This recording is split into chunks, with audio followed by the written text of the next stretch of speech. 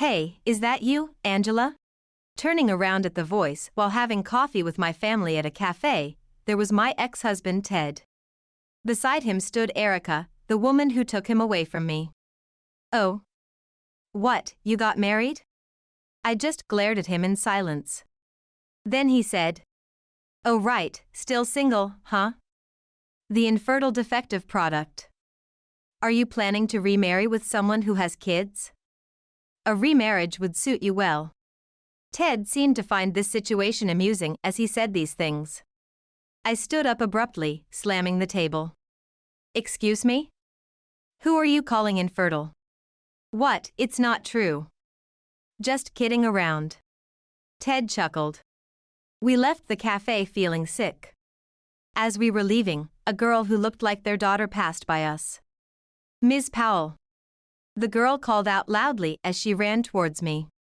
Panting, she said, "I'm Michelle, his daughter. I have something very important to tell you, Ms. Powell.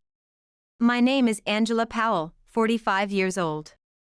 I live with my 3 years younger husband, Robert, our daughter Sarah, and my in-laws, making it a family of 5. Robert is a chef, and I'm in a sort of sales job. We're both somewhat workaholics. I sometimes wonder if this makes Sarah feel lonely. However, living with the in-laws who understand our work and are kind yet strict with Sarah allows us to focus on our jobs. Occasionally, on our days off, my husband showcases his exquisite cooking. Sarah envies his skills, and whenever there's a chance, she learns cooking from him. But 17 years ago, I couldn't have imagined such happy days would come my way. Because for me, Robert is my second husband. I divorced 17 years ago. My ex was Ted Walters, a colleague who was 5 years my senior.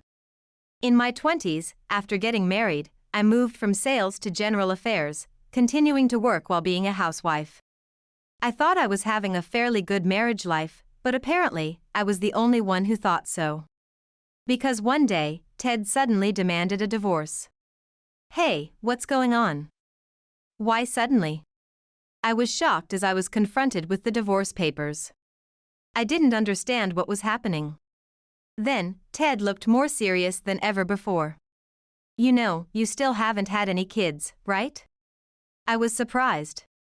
Ted had never mentioned such a thing since we got married. However, my mother-in-law had often urged us. Living with my in-laws, for 3 years after marriage, I was constantly nagged about having children.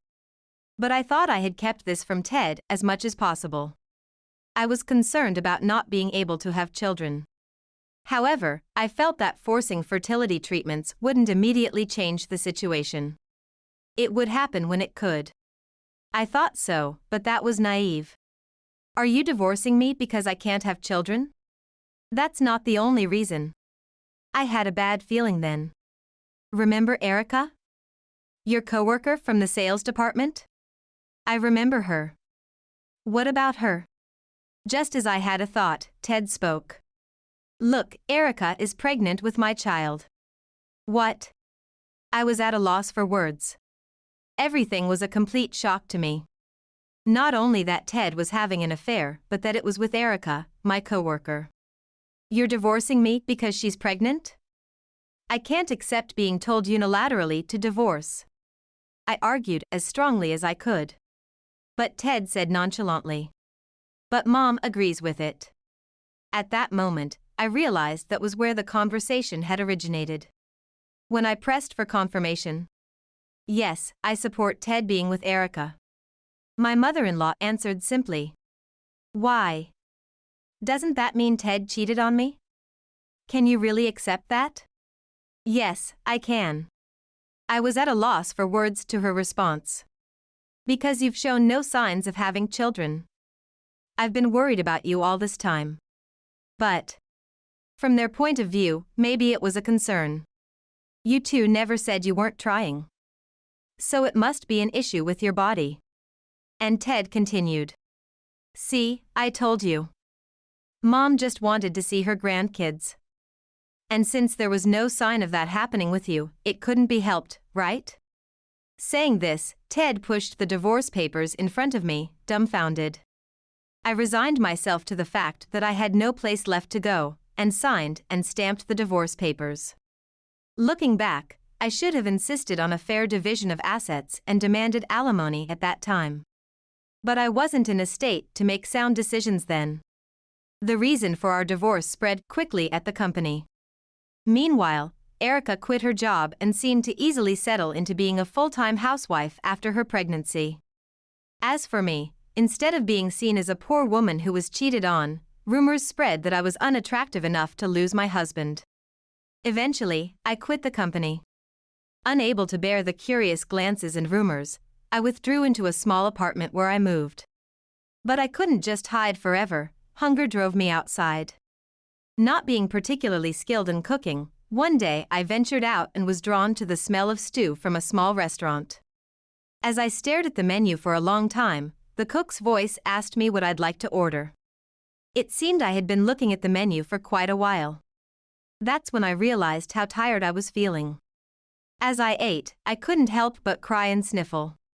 Yet, as I quietly continued eating, the cook placed extra napkins in front of me. That cook was Robert, who would later become my husband. From then on, I frequented his restaurant, and we eventually started dating. Even though I was an older divorcee, our feelings for each other didn't change, and we got married relatively quickly. Soon after our marriage, I discovered I was pregnant with our daughter, Sarah. Unlike my previous in-laws, Robert's parents were wonderful people. I am truly grateful to my in-laws, who treat me like their own daughter as my parents live far away. They even encouraged me to work if I didn't want to stay home all the time. I ended up helping at the restaurant, where they needed more hands, and I took over the accounting part, which the owner disliked. Later, the owner retired due to health issues, and Robert, whose skills were recognized, took over the restaurant. For over a decade since then, both our work and parenting went smoothly. One day, Robert, Sarah, and I were cafe hopping. It was half enjoyment, half study for us. While discussing things like, "This menu is good," and "Maybe this place should reconsider their portion sizes," we heard a familiar voice. "Hey, isn't that Angela?" Turning around at the voice, there was Ted, a man I had almost forgotten. And next to him was, "Ah, it really is Angela. Remember me? It's Erica."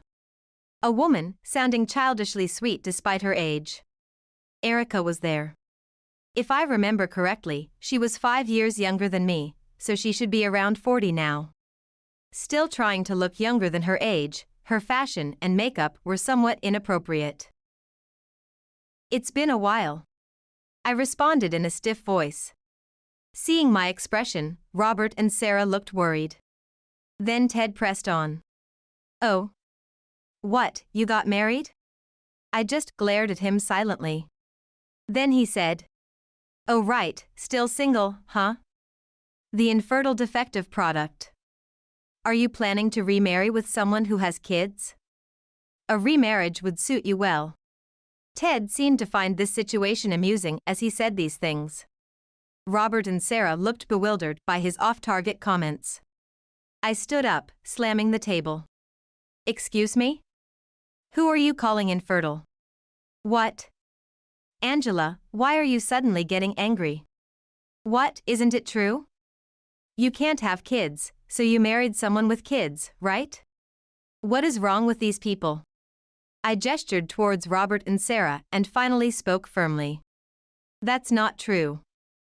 I married this man a long time ago, and this child is the one I gave birth to." "Come on, lying again." Ted chuckled. I was appalled. How could he keep ignoring my words and insist I was infertile? "Shall we leave here?" Robert suggested as he saw my distress. Sarah also looked uneasy. "Yes, let's go. I don't want anything to do with this." "Oh right, so this seat will be free then. Hey, come over here." As we were about to leave, a high school-aged girl approached the entrance somewhat timidly. Ah, that must be the child Erica was pregnant with back then. I thought this as I passed by the girl. Let's forget about this place and head to the next cafe. Yes, let's enjoy some coffee properly this time. We checked the map, and just then, the girl shouted, "Ms. Powell." As she ran towards us, breathing heavily. Panting, she said, "I'm Michelle, his daughter. Ms. Powell, I have something very important to tell you." She appealed to me desperately. And that was the first step in changing our fate. 6 months later, I was heading to a building for a meeting. My destination was a company on an upper floor. "Excuse me, I have an appointment with Daniel, the sales director." "Sorry to keep you waiting, Miss Powell," he started to say, then paused with a realization. "Could it be, Ms. Norman?" Daniel, the sales director, called me by my maiden name. "Yes, this is the company where I used to work." "Yes, it's been a long time, Daniel." I gave a bright smile to my former boss. "So, the tenant moving in downstairs is?" "Yes, it's my shop." "Oh. What a surprise." Daniel reacted with a bit of an exaggerated surprise. "I'm really sorry about back then. I couldn't do anything." "Daniel, you were in a different department back then, and I think it was impossible for you to stop those tactless people." "Yes, that's true. But I still feel bad about the unpleasant experiences I caused you, being his boss and all." Just then, Ted Walters, who seemed to have returned from a sales visit, entered the floor. "Angela, why are you here? Did you come because you met me the other day?" I just silently watched Ted, who still dared to joke in such a place. Does he realize his boss is nearby? "Hey, you aren't thinking of getting back together, are you?" "Hey, what are you saying?" Daniel said this while calming Ted down. It seemed that Ted finally realized that I was with my former boss. He quickly wore a solemn expression in apology. "Ms. Powell is here today for a business discussion." "A business discussion? You know the tenant space on the first floor that's been vacant for a while?" "Now that you mention it. My shop will be moving in there." Ted Walters looked puzzled. "Wait a minute. Isn't a famous coffee chain supposed to be moving into that tenant space?" "Yes, that's right, isn't it, Daniel?" I turned the conversation to Daniel. "Yes, that's right. Everyone's been looking forward to that store moving in." "So what, you joined the sales department of that chain store?" "No." I paused briefly before continuing. "It's my shop, any problem with that?" Ted Walters looked even more confused. "Hey, Ted, I don't know what you're misunderstanding, but didn't I tell you that today's visitor is Miss Powell, the owner of that chain store?" "The owner?" Ted shouted, then looked back and forth between Mr. Daniel and me, sweating. "Listen, Ted. Today is strictly about business discussions. Be respectful." "Sorry about this, Ms. Powell." "No worries. Although today is for business, I actually wanted to offer some of our coffee for the people at this company to try." As soon as I said this, there was a sudden buzz around the floor. "Wait, are you treating us to coffee from that store?" The young office lady reacted quickly. "Yes, that's right. I hope you all will become our most valued customers, and I look forward to a long relationship. Today, before the shop officially opens, I would like to offer you a taste. Please feel free to visit the shop afterwards." I looked at Daniel and said, "Is that okay with you, Daniel?" Daniel responded, "Yes, let's happily accept the invitation. Everyone, let's go." Almost everyone on the floor, except for a few who stayed behind, headed down together. "Welcome," said the new store manager, greeting. Our staff, who had been waiting, greeted the employees. "Please, everyone, have a seat wherever you like," I said, and the employees began to take their seats with unusual eagerness. Our coffee isn't incredibly unique. It's more affordable and simpler than a certain well-known coffee shop that's heavy on toppings. Our selling points are a clear menu and delicious meals. We offer takeout for those who want it at lunch and a slightly pricier but tasty dinner option. The success of our first store, which crafted such a menu, led to its prosperity. After it became successful, we trained staff and expanded our stores, and now I am the president of a coffee chain with an annual turnover of $50 million. So, how about this spot over here for you folks? I invited Daniel and Ted to a table somewhat removed from the others. Then, several people stood up. What? Ted was surprised by their appearance. Wait, Michelle, why are you here? Why? Well. Michelle snorted and continued. Because I'm a customer today too. But, isn't this place only for related personnel today? Ted hurriedly replied. Because I'm also involved today.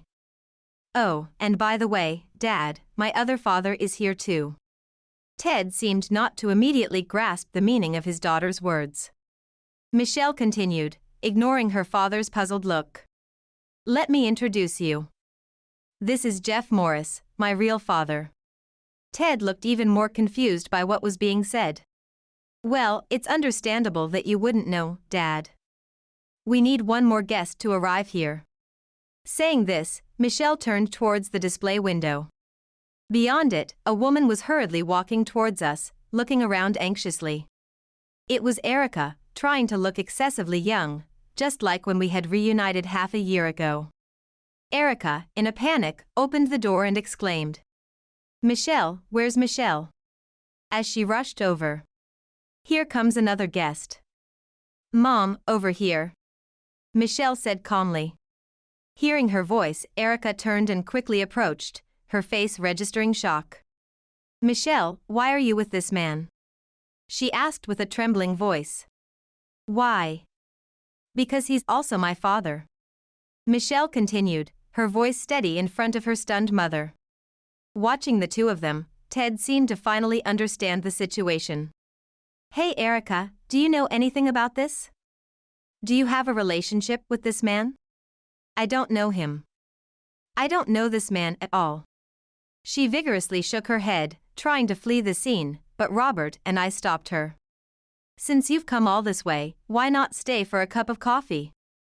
I offered Erica a chair and signaled to the staff to bring some coffee. Indeed, our coffee has been quite popular lately. You really should have a cup before you go. I said, practically forcing her to take a seat. What a brave young woman, despite being only 16, I thought to myself. Yes, that day, Michelle had chased after us to seek advice. The reason she came to me was that she had heard I was once her father's wife. Her concern, as we sat down in a newly entered cafe, was about a man claiming to be her real father. I understand that you divorced my father because I was born. Who told you that? My grandmother. My former mother-in-law. She had actually gone out of her way to tell her granddaughter such a thing. It seemed just like her. Have you discussed this with anyone else? Michelle replied she hadn't talked to anyone about it. Is it all right for you to discuss such important matters with me, almost a stranger? Haven't you talked to your mother about it? I don't want to. I don't trust my mom, especially when it comes to relationships with men. Michelle said this matter-of-factly. Because I can't trust my mom, I thought maybe this man could really be my father. She was referring to Jeff, who was with us today. Initially skeptical, she grew more convinced as they talked about gifts he mentioned giving her in the past. When I was younger, my mom would suddenly give me expensive clothes and accessories, always when my dad was away on business trips. As a child, she was merely happy to receive such special gifts, but as she grew older, she started to feel something was off. During a conversation with Jeff, she asked if he ever sent her gifts. Jeff immediately smiled, pleased to hear that she had received them. Further questioning revealed that Jeff remembered the details and timing of these gifts well, matching Michelle's memories. So, I decided to ask for a DNA test with him. Hearing this, I was struck by how strong she was to initiate such a step herself. But saying that, what do you think about your parents? I don't really care about my father. He's rarely home, and I don't even know if it's because of his job. Ted, it seems, had become an indifferent parent, despite using the desire for children as a reason to leave me. Michelle's next words surprised me even more. Mom might be dating someone, I'm not sure, but there's definitely another man she likes. I saw them together coming home in a taxi recently. Her sarcastic tone was painful to hear. But you were with your family at the cafe recently, weren't you? That was just for show. Dad forced us to go, calling it family time. In contrast, your family seemed genuinely happy. She said this with a hint of sadness. Excuse me for asking, but isn't your daughter a stepchild? Absolutely not. This child was born to me. I hugged Sarah as I spoke firmly. Then that time, Dad was really rude to you. I've heard about it since then. Yes. In the past, your father and grandmother used that as a reason to force a divorce on me. But after I remarried, I had this child immediately and have been living happily ever since. I had completely forgotten about your family, to be honest. I didn't even recognize them immediately. Is that so? I'm envious. Hearing this, I felt compelled to help her. It seemed that family was still troubled, as always. Over the past 6 months, I had been present during meetings between Michelle and Jeff, ultimately arranging for today's meeting. It's really been a while, Erica. Jeff Morris laughed as he said this. I don't know anything about you. Erica said this in a flustered manner. Well, I must have changed a lot too. But DNA doesn't change. With that, Jeff presented Ted and Erica with a DNA test result. Both took it and looked intently. The results showed no parental relationship between Michelle and Ted, but a nearly 100% match with Jeff. Realizing the implication, Ted suddenly looked at Erica, his complexion changing. Erica, seeing his reaction, became visibly more anxious. No, this is a lie, it's forged. Jeff replied. Then I think you should test as many times as you want. Well, I believe it will be the same no matter how many times you test it. In fact, here are the results from several tests. He smoothly pulled out more test results, presumably from different agencies. At this, Erica lunged at Michelle. How could you do this to me? What do you mean, how could I? Where did you come from today, Mom? What are you saying? Then, Michelle rummaged through her bag, took out her smartphone, and after a few taps, turned the screen towards Erica. I received this. Displayed were images of Erica entering and leaving a hotel with another man. It's been photoshopped. It has to be. No, that's not the case. Jeff said. How can you say that? What gives you the right? Because I am not interested in taking this child from you. You can't possibly do that. Erica exclaimed. I can if the parent-child relationship is proven. And, Mr. Walters, can you really handle the fact that she has been deceiving you all along? Ted was at a loss for words. Cuckolded? At his voice, the whispering office ladies started to murmur among themselves. Indeed, I had invited company people here to make this issue known. Daniel came over to calm the office ladies. Ted, what is this all about? I don't know. I'd like to know myself. Sweat was visible on Ted's forehead. But you, Ted, left Miss Powell to marry your current wife, and now you're causing trouble at home again? That's a bit unbecoming for someone who's supposed to be an executive. What do you mean? Ted looked around nervously and suddenly yelled. Stop looking at me. In reality, no one was openly staring at him, they were merely glancing discreetly. However, for Ted, even those fleeting glances felt piercing. Erica, seeing her husband's distress, became visibly unsettled. What does this mean? What should we do? It's about time for you to come forward. It's your turn. Signaling with that, a man from a distant table approached. This is the lawyer I've hired. I'm prepared to dispute the recognition and custody of this child, what about you? Ted was speechless, frozen in place. Jeff continued to press him. Is there something wrong? You've been raising another man's child all this time. Doesn't that upset you? It's upsetting, yes. But, without a child, my mother. Oh, right. I blurted out. You were always weak to your mother, weren't you? The murmurs around grew a bit louder. The office ladies whispered. Ted has always been a mama's boy. Michelle, what do you want? You won't betray me, your father, right? As Ted frantically spoke, Michelle pondered. Honestly, it doesn't really matter to me. Ted was visibly shocked by her words. Perhaps he had loved his daughter in his own way, and her indifference cut deep. You know, Dad, I think you're just too oblivious. Not just about Mom, but about me too. What do you mean? I've been meeting with this dad for over half a year. You didn't know anything, did you? I knew you weren't interested in me. Maybe you were too busy with work. But how could you not notice Mom's affair? What have you been working for? Sweat started dripping down Ted's cheeks. Now, let's not say things we can't take back. It was Jeff who calmed the situation. I understand. Even if I disappeared, this dad wouldn't run to look for me, he'd do it for Grandma.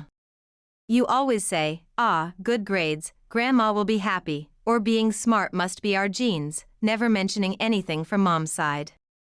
Hearing this, Erica turned her head away from her daughter. So, Dad, you just wanted a child for Grandma's sake, right? What do you say? Ted was lost for words. Michelle's face fell slightly. See. This is the kind of person he is, she said to Jeff. At that moment, Erica suddenly shouted. Michelle. What are you saying? Your father has been working hard for us every day. The same dad you easily betray, Mom? You didn't notice either. Well, yeah, I wasn't home much anyway. And when I brought it up, Mr. Morris checked it for me. Checked it? Yes. The lawyer responded. Mr. Morris asked me to investigate your affair. We used a detective agency and secured solid evidence. Those photos earlier are just part of it. My goodness. Daniel sighed as he watched the chaos unfold.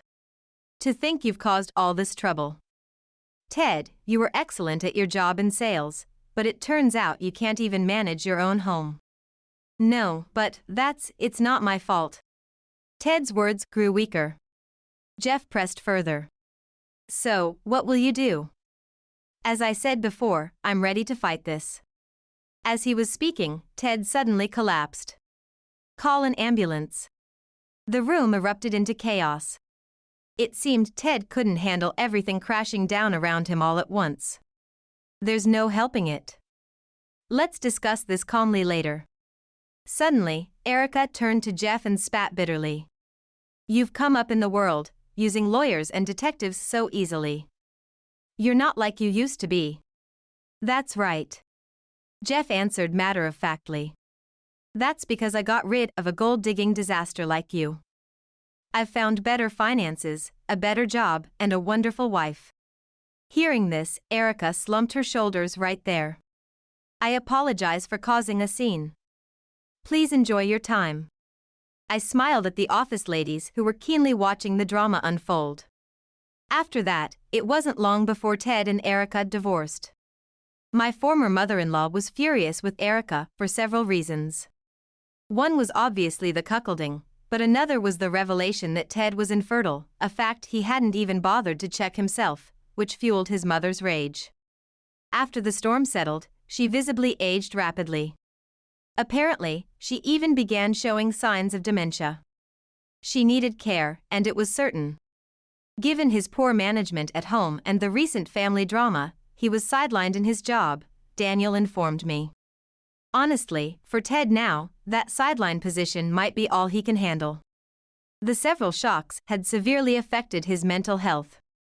Having always believed he was right, to learn not only that I wasn't infertile but that he was sterile, and that his beloved daughter had so readily written him off, was too much. It seems that a multitude of issues suddenly overwhelmed him, and the tension he had maintained to confidently navigate through society abruptly snapped. On the other hand, Erica tried to turn to her affair partner after the divorce, but he desperately claimed it was a fling, that he hadn't known she was married or her real age, and somehow slipped away. Apparently, Erica had been pretending to be 10 years younger during her affairs. When her lover found out her real age, the disgust was evident, the lawyer told me. After being abandoned, Erica tried to turn to her parents but was rejected and soon found herself utterly without refuge. A woman who had secretly cheated while playing the devoted homemaker was left with nothing. I think it's best that she experiences the full consequences of her actions. Michelle, however, was taken in by her biological father and his wife. They pleaded with her to stay with them, even if just until she was an adult. Mr. Morris's wife had been unable to have children, and over 6 months, she and Michelle had grown close. A child should have no sins, she deserves happiness from here on out. Meanwhile, the new store prospered, perhaps because of the little drama, and we became good friends with the company upstairs. To the office ladies, the story of a divorced wife who managed to become the president of a chain store was something of an aspiration. It feels a bit funny being seen that way, but times have changed, I think. And Michelle and my daughter Sarah keep in touch, oddly enough. Kids make friends in the strangest ways, despite the rivalry between their mothers. Robert watches over such a family with a warm gaze. As I cherish this family, I intend to work hard and live happily, thinking of both my career and my home.